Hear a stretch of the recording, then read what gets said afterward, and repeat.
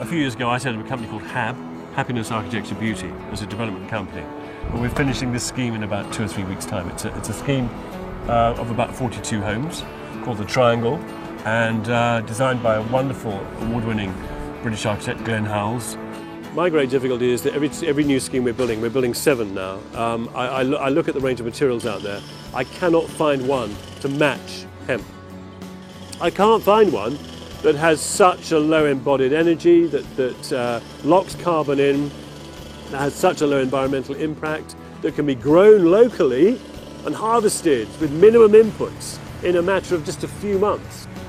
It's an incredibly expedient building method. Every other system I look at involves a skin and a structure and an insulation and then you're worrying about where the thermal mass goes, and I cannot find a material which does what hemp does. We made a television series about this project, and we went off and planted a field of hemp and over 12 or 14 weeks watched it grow to 4 metres tall.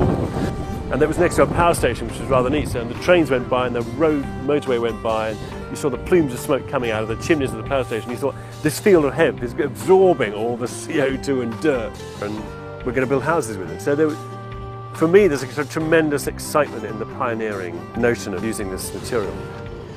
The project manager here on site said to me, he loved the material because we had this lorry reversing on site, a big cement mixing lorry. Instead of pouring out heavy, wet, toxic, caustic concrete, it would instead pour out this sort of fluffy, lightweight stuff that looks like sawdust.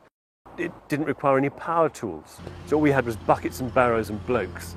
And because there are no power tools, there are no cables everywhere. And it actually makes for a very, very healthy, very safe building site, hemp. It's a very, very builder-friendly material. I mean, it's a no-brainer.